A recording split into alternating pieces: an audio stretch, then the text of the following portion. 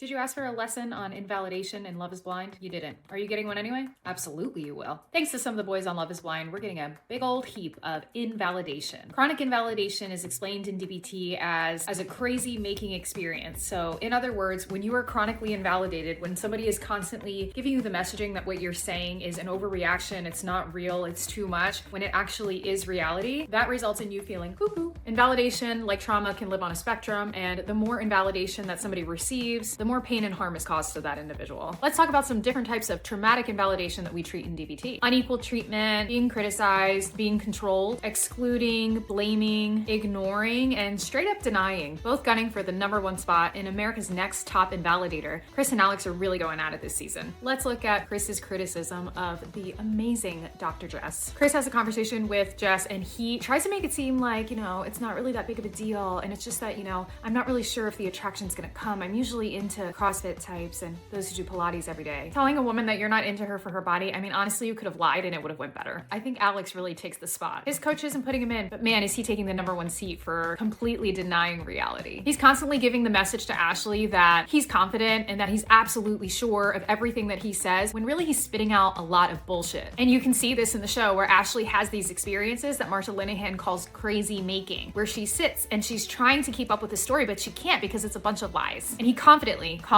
tells her that, no, you're just misunderstanding, when really, no, his story doesn't make any sense. Another piece of invalidation can be blaming, and this can show up subtly. In that interaction at the bar, he talks to Ashley and Pri, and he says things like, well, I'm starting to feel attacked here. There's no attack going on, but what you can count on from someone who is chronically invalidating is that they will never take responsibility. So that leaves the other person that's in the relationship with them constantly questioning, it must be me then. He also does a really great job of exaggerating everything. And if Ashley were to stay in that relationship, they would have slowly chipped away at her overall sanity and well-being. Messages like, I'm not worthy, I'm not lovable, I don't matter, or I'm to fill in the blank to be worthy of love and connection, those don't come from nowhere. They start in conversations like this. Alex, Ashley didn't need your Airbnb receipts. She just needed you to go to therapy.